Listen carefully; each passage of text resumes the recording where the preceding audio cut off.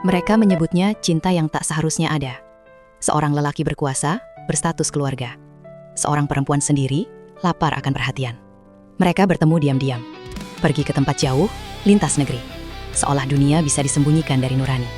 Tak ada janji, hanya kebersamaan yang dipinjam dari waktu.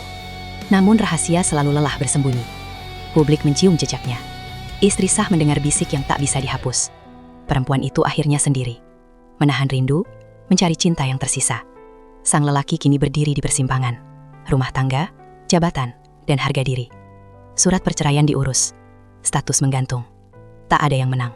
Kini publik hanya menunggu satu hal. Apakah cinta itu akan diakui? Atau kembali dikubur oleh keadaan?